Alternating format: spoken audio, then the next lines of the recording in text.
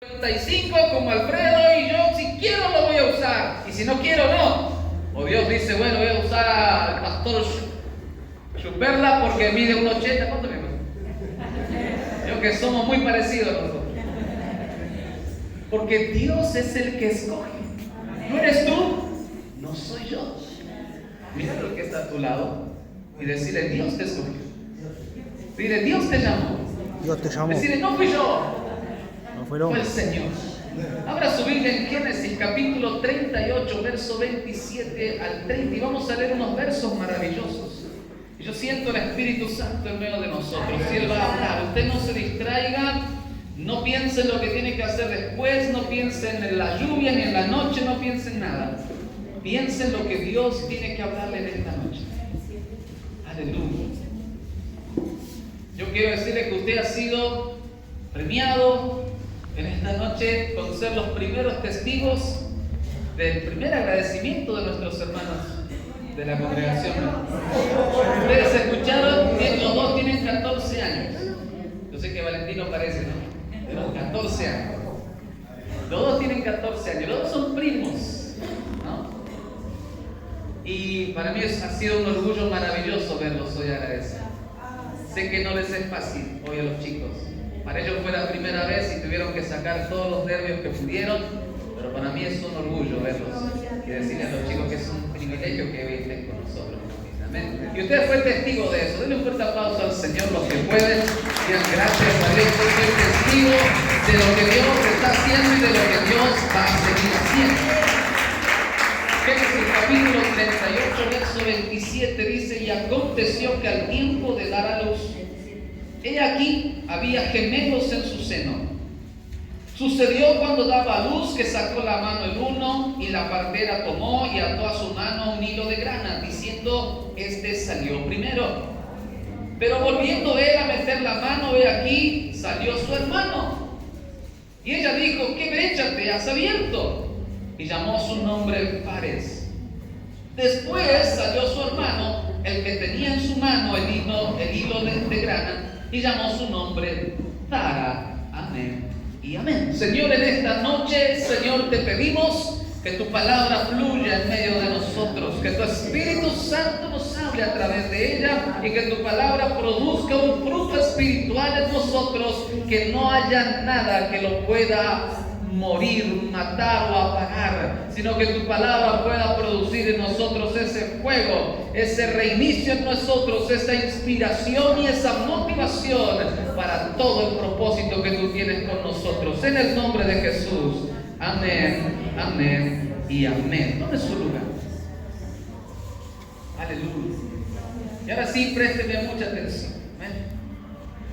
Que la próxima vez que me vea me va a ver con menos pelo y no sé si me va a reconocer. Entonces, présteme atención. Gloria a Dios. Marque esa parte de su Biblia. Cierre su Biblia por un momento. No se haga los que leen la Biblia ahora acá, ¿no? Después lo leen en la casa. Ahora escuche. Porque en la iglesia nos hacemos los intelectuales y nos ponemos a leer todo, pero en la casa a veces ni la agarramos la Biblia. Así que puede mirar que está a tu lado y decir, esto para vos. Gloria a Dios. Preste atención, la historia es maravillosa.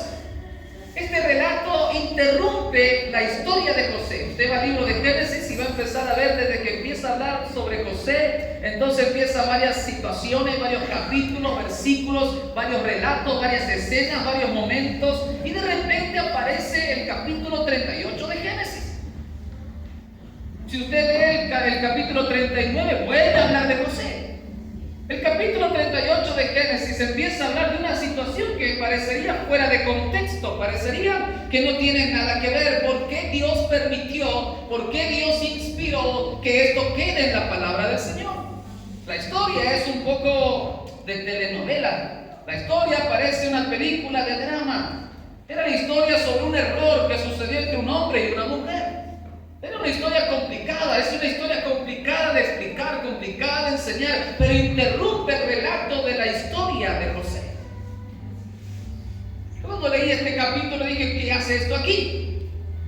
¿Por qué Dios inspiró que el escritor escriba la historia de Judá, de Tamar y el nacimiento de Fares y de Zara? ¿Por qué? ¿Qué sucede aquí? ¿Por qué es tan importante esta historia en la palabra del Señor que debe interrumpir el relato histórico que estaba sucediendo? La Biblia dice que la palabra es inspirada por Dios a hombres que lo transcribieron, inspirados por el Espíritu Santo, y transcribieron el pensamiento de Dios, la historia que Dios quería que se cuente. Para que usted y yo entendamos que nada, ningún error, ninguna falencia, ningún pecado de nosotros se esconde del Señor. Cuando Dios quiere mostrarlo, Dios lo muestra. Cuando Dios quiere sacarlo a la luz, Dios lo saca a la luz. Que para Dios no hay nada que sea escondido. Dios tampoco esconde los errores de las personas. Cuando Dios las tiene que sacar a luz, las saca, pero Dios tiene un propósito. Mira que está tu lado y decirle, Dios tiene un propósito. Dios tiene un propósito. Mira y decirle, Dios te muestra tus errores y muestra tus errores a los demás, pero no para avergonzarte, sino para enseñarte. Entonces, la palabra habla sobre esta situación. Habla sobre una situación complicada y familiar. Y de repente Dios muestra el nacimiento de gemelos. Dios de repente comienza a expresar una situación, un milagro, algo que no debía suceder según la ciencia. La Biblia dice que cuando estaba dando a luz la madre de estos niños, uno primero saca la mano.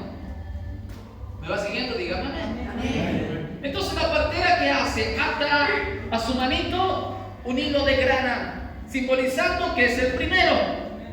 Para que cuando nazcan los dos, que son iguales, no se confundan, sepan quién es primero. ¿Por qué es importante saber quién es primero?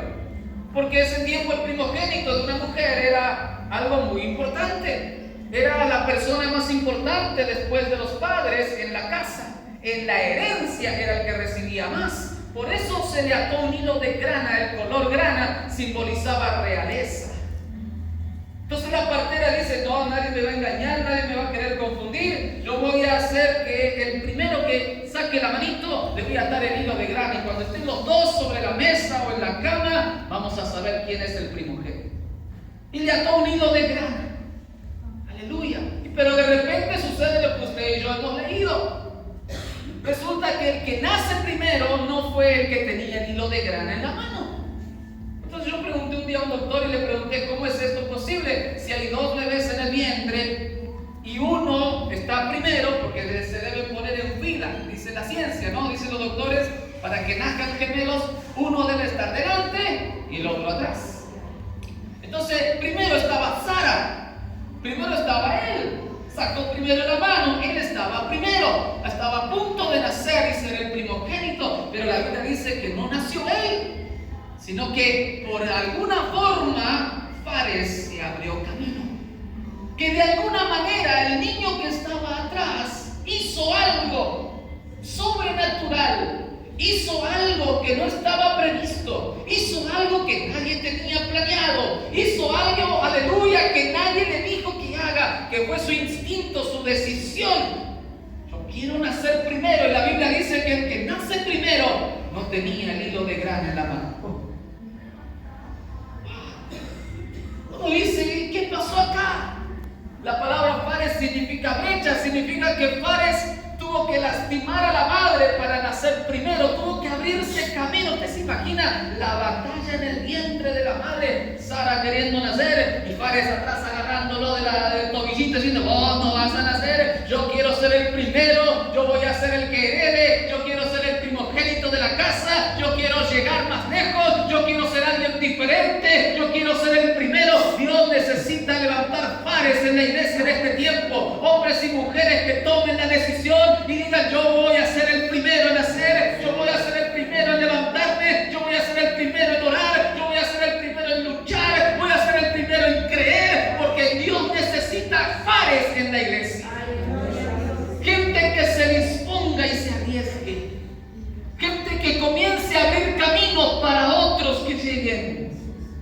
Pero el mundo hoy vivimos tan llenos de miedos y de temores y de vergüenzas y un montón de enfermedades psicosomáticas, psicológicas y un montón de cuestiones psicológicas que hacen que esta generación tenga miedo a todo.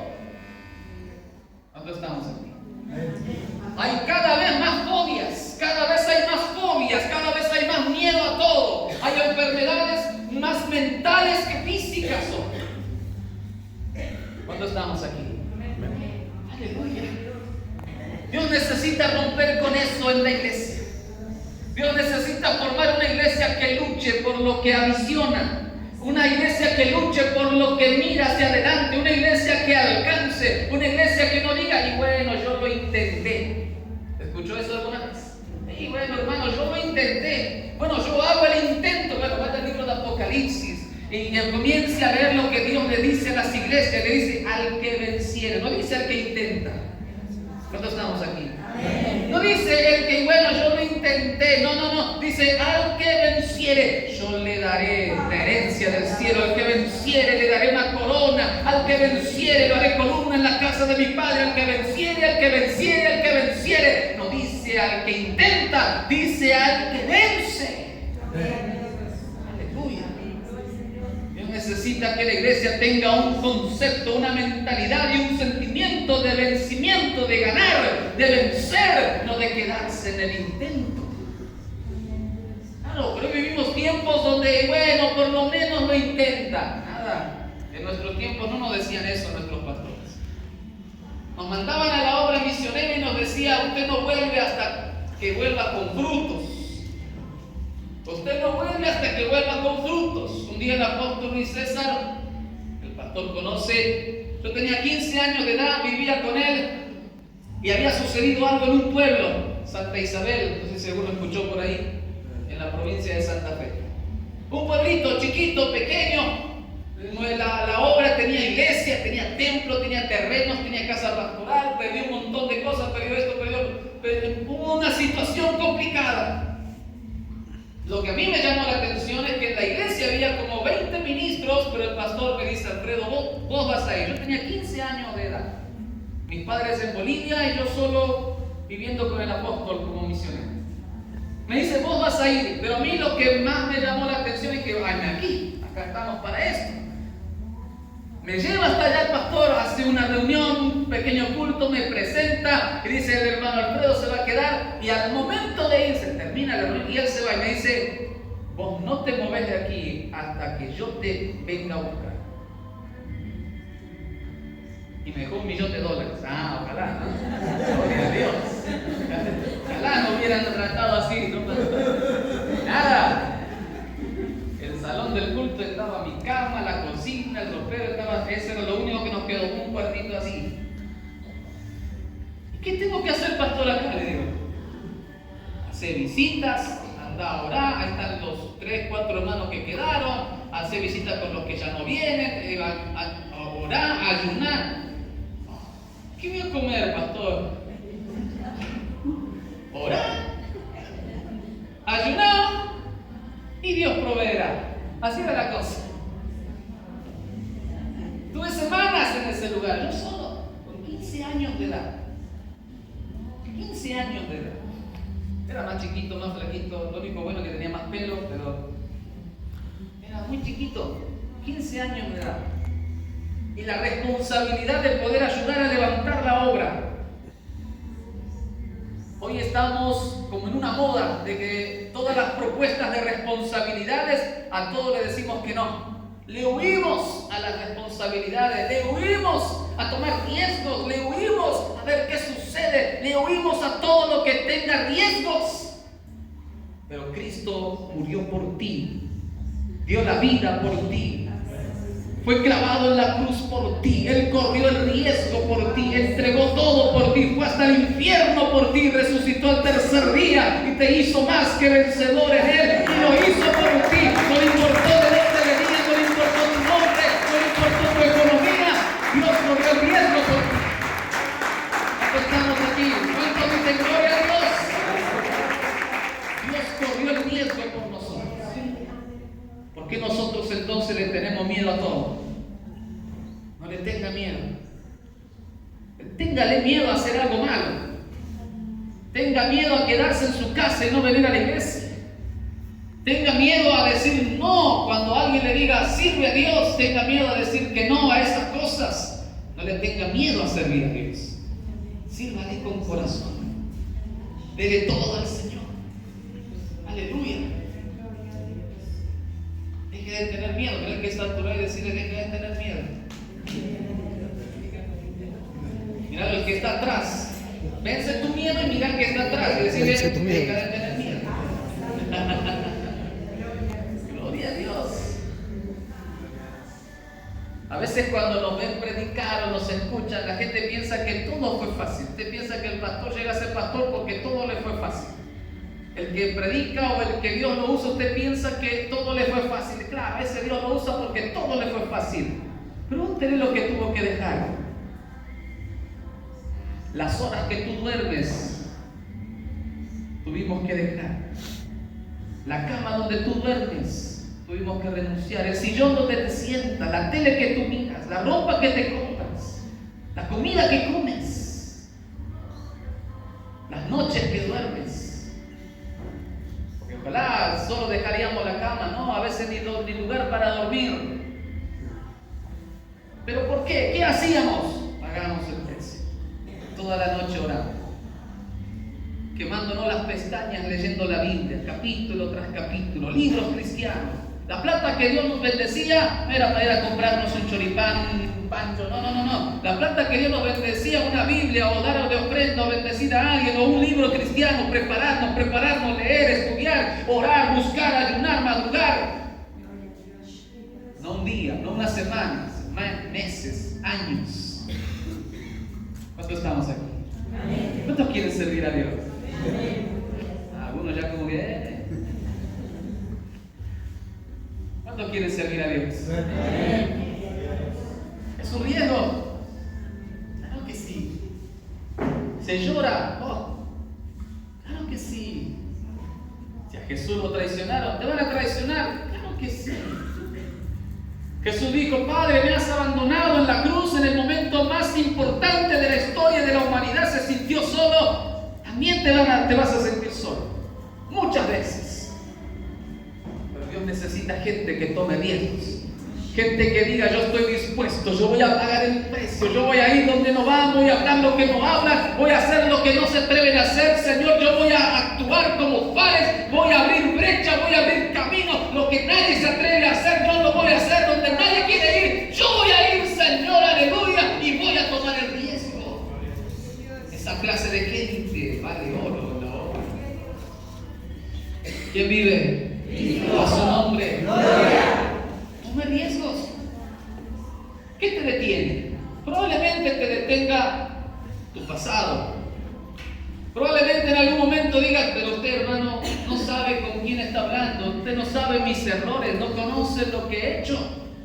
Vayamos más allá. Por ahí hay gente que está atada y tiene miedo por lo que hicieron los padres, por lo que hicieron los abuelos.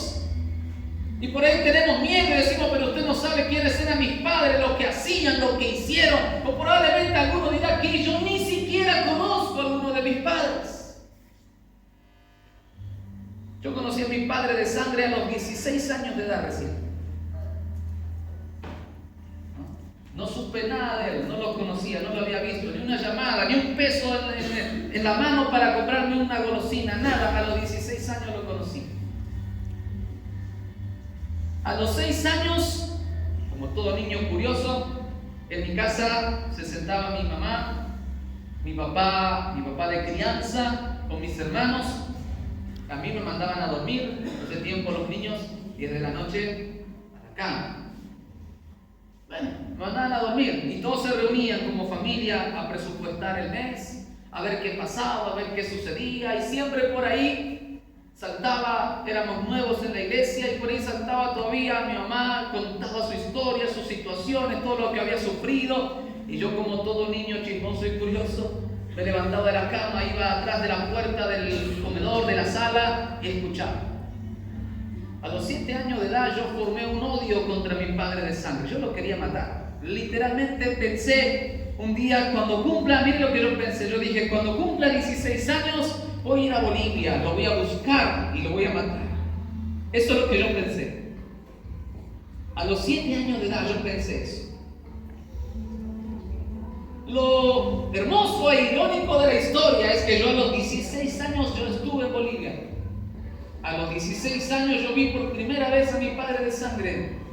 Y a los 16 años le evangelicé.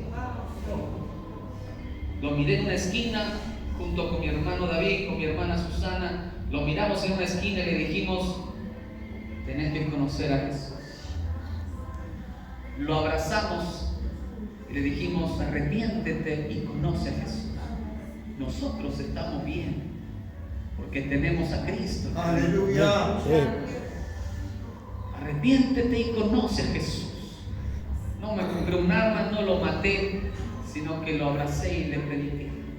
¿Quién hace eso? Cristo. ¿Quién cambia? Jesús. ¿Quién transforma? ¿Quién sana? ¿Quién liberta? Jesús. No importa tu pasado, no importa lo que hicieron tus padres, no importa lo que hiciste el año pasado, donde estabas hace 5 años, no importa si antes te drogabas, si antes hacías cosas inadecuadas, si mentías, si robabas. Lo que importa es lo que Dios quiere hacer contigo desde aquí en adelante. Él viene a romper maldiciones, vino a quebrar esas maldiciones que le hacen y te viene a decir: yo tengo algo que hacer contigo. Aleluya. Tengo algo que hacer contigo. Yo quiero que usted hoy se grabe esto. Dios tiene algo que hacer conmigo. Dios tiene algo que hacer conmigo. Dios tiene algo que hacer conmigo. ¿Qué tiene que hacer Dios conmigo? Eso te toca a vos descubrirlo en oración. Eso te toca a vos descubrirlo en las noches. En vez de pasarte viendo videitos en el celular, un momento, ora. Sentado, acostado, tirado de rodillas, como tú sientas, pero pregúntale: Señor, ¿qué quieres hacer conmigo? ¿Qué es lo que va a hacer de mi vida a futuro? ¿Qué voy a hacer, Señor, de aquí en adelante? Pregúntale: Señor, ¿qué es lo que quieres hacer conmigo? Porque probablemente el enemigo está usando tu pasado, probablemente el enemigo está usando los errores de tu padre o de tus abuelos para amedrentarte, para que tengas miedo, para que pienses que tú no puedes. ¿Sabes lo que sucedió en la historia? Usted después lo lee en su casa. Fares y Sara fueron hijos de un pecado terrible. Fueron hijos de un error de 2 personas, entre comillas. Y así como se llama el nombre Fares, aquel que se abre brecha, la historia irrumpe en la biografía de José para mostrarnos que uno de los antepasados de Jesús en la tierra nació de un pecado. Uno de los antepasados de Jesús en la tierra fue Fares y nació del pecado de 2 personas. ¿Por qué Dios nos muestra esto? Porque no es lo que hicieron tus padres, no es lo que hicieron tus tíos, tus abuelos o quien sea, es lo que tú estás dispuesto a hacer con Dios desde aquí en adelante. Y si tú te levantas en el nombre del Señor, le dices: yo te voy a servir, yo voy a dar mi vida por ti, yo voy a luchar por tu obra, yo voy a luchar por el propósito que tienes conmigo, entonces Dios te levanta y te usa, no importa tu pasado. Mira al que está a tu lado, tócale el hombro y dile: no importa tu pasado, no importa tu origen. Ahora présteme atención. ¿Sabe por qué?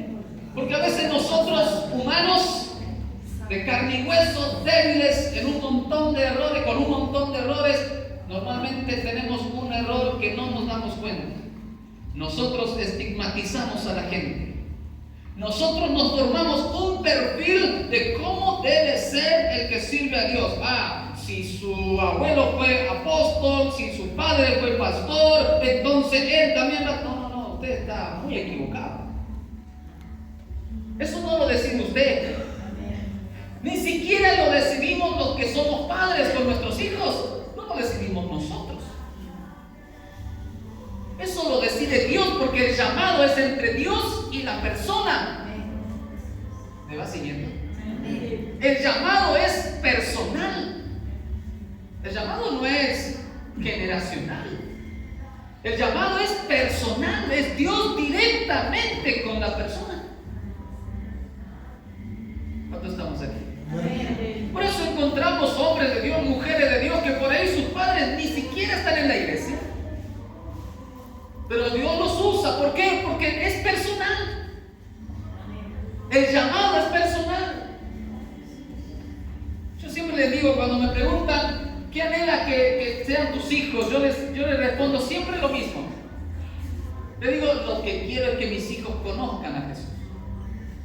Que tengan un encuentro con Dios. Es lo único que quiero. Lo único que quiero. No me importa si somos porteros de la iglesia toda la vida, pero que conozcan a Cristo y mientras sirvan como portero, el que limpia o el que evangeliza en una esquina o reparte un tratadito, no importa lo que hagan para Dios, lo que quiero es que conozcan a Dios.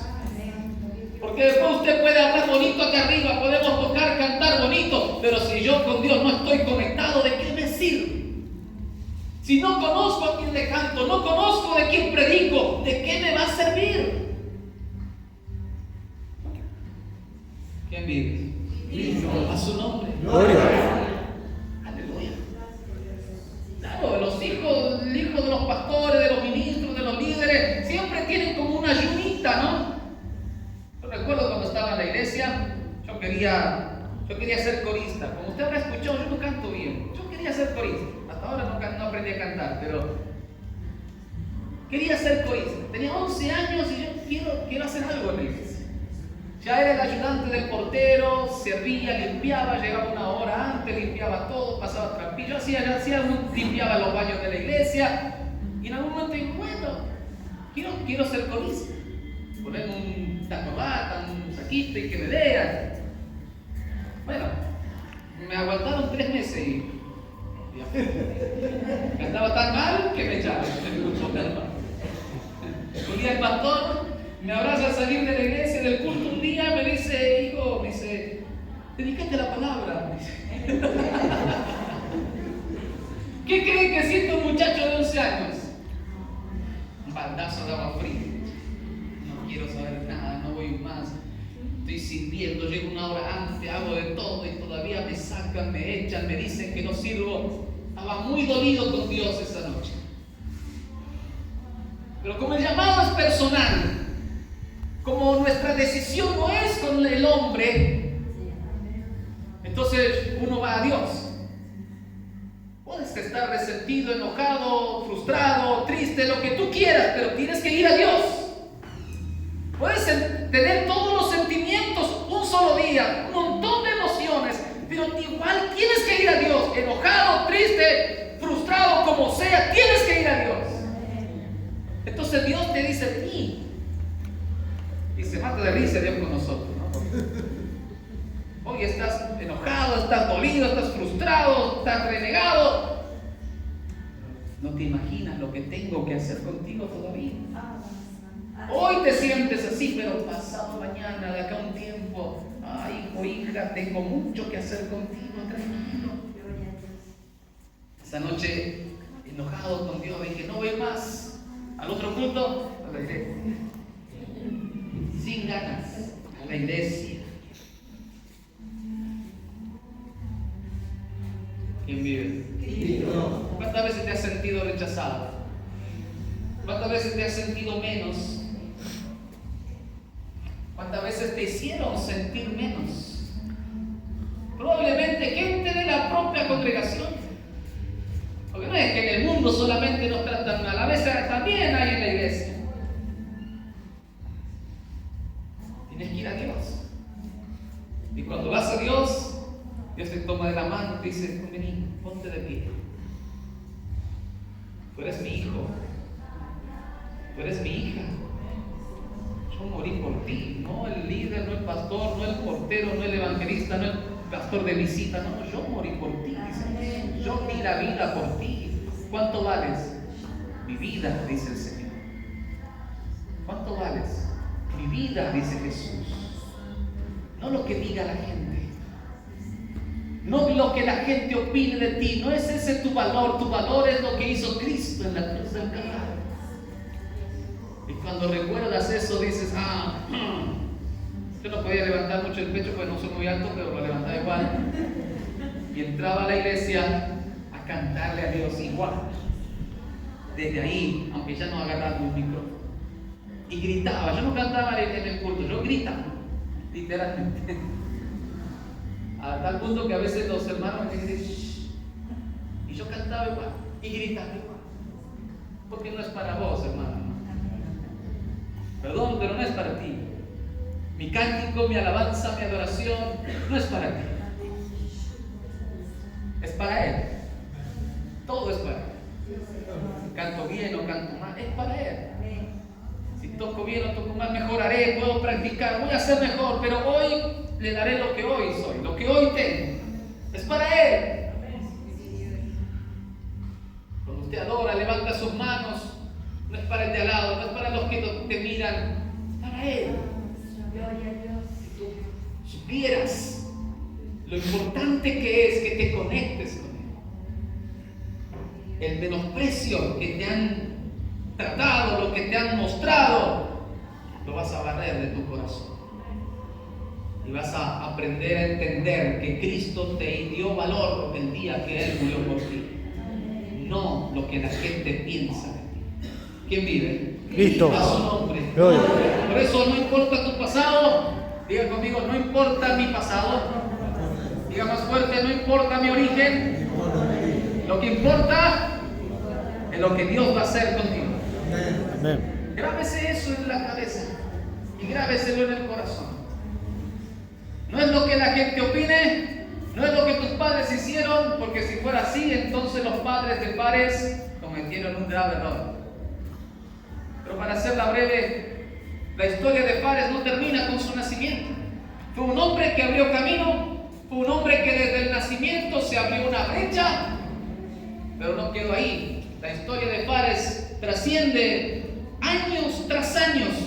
Fares forma una familia y formó un grupo dentro de la nación de Israel llamado los faresitas, a tal punto tan reconocidos que eran guerreros, que eran luchadores dentro de todo el pueblo. El de su familia era una familia de guerreros.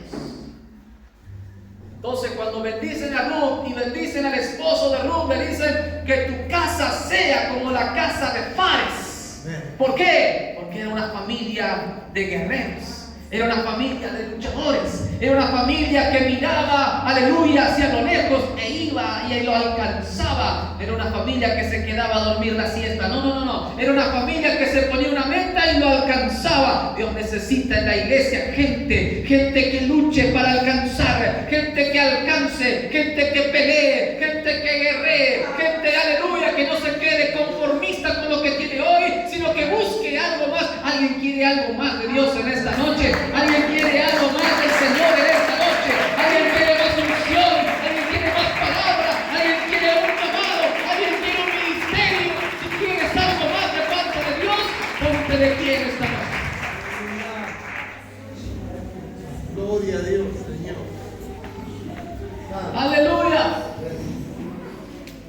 Ponte de pie en esta noche. Yo pido a los líderes que se están levantando de jóvenes que vengan acá. ¿Usted? ¿Quién más? ¿Usted solo? ¿Usted solo por ahora? Amén. Muy bien. Venga más acá. Ahí. Comenzar a hacer algo no es fácil. Animarse a tomar una responsabilidad no es sencillo. Hay dos clases de personas. Las personas que toman una responsabilidad porque sí, que va y dice, bueno, vamos a ver qué pasa. Esa clase de personas no le importa lo que pase. Intentan, hay gente que intenta. Hay otra clase de cristianos. Los cristianos que dicen, yo voy a tomar un camino, una decisión y no voy a parar hasta alcanzarlo. Lo que tú tienes que preguntarte es, ¿qué clase de cristiano soy? ¿Qué clase de hijo de Dios soy en este sentido? ¿Me voy a quedar ante la primera prueba? ¿Voy a decir lo intenté? ¿O voy a luchar tanto hasta alcanzar?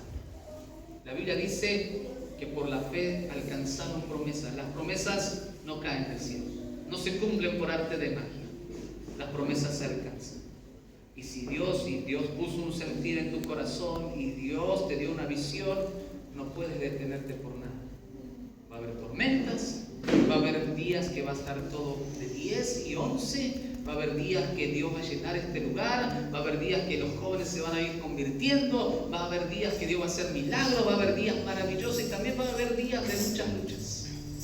Y van a haber días de muchas pruebas, y van a haber días donde te vas a sentir solo y te vas a ver solo y no va a haber nadie a tu alrededor, y vas a esperar un mensaje y no va a llegar, y vas a esperar una llamada y no va a llegar. Si asumes el riesgo, dice el Señor, y estás dispuesto a pasar el desierto, la tierra prometida es la que te espera.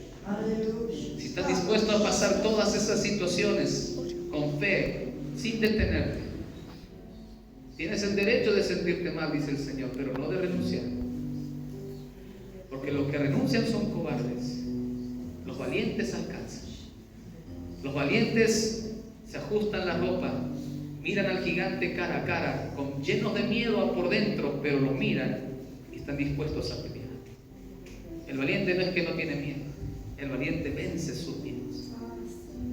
Así que si estás dispuesto, dice el Señor, a pasar todo eso, serás como Fares, que vas a abrir el camino para que otros jóvenes se levanten y sirvan en este lugar. Abrirás el camino para que otros se animen un día a ser líderes también, a agarrar responsabilidades, que no es algo fácil de encontrar. Jesús lo dijo, ¿verdad, pastor? La obra es mucha, la mies es mucha, pero los obreros son pocos. Esa gente que toma responsabilidades no son fáciles de encontrar. A veces uno tiene ese perfil y dice, ¿y cómo tiene que ser el que sirve a Dios? Y tiene que ser así, así, así, así, así. Y él dice, no, al peor que tú piensas que es el peor, venimos, dice el Señor. Yo les voy a enseñar a todos que yo escojo a quien yo quiero, dice el Señor. Que yo elijo a quien quiero. Y que le doy mi unción, mi poder a quien yo quiero.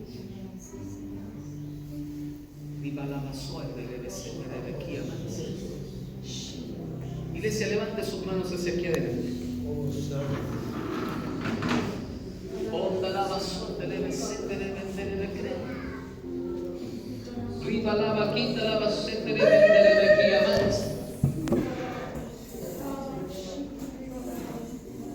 Ya has sentido el menosprecio a tu alrededor.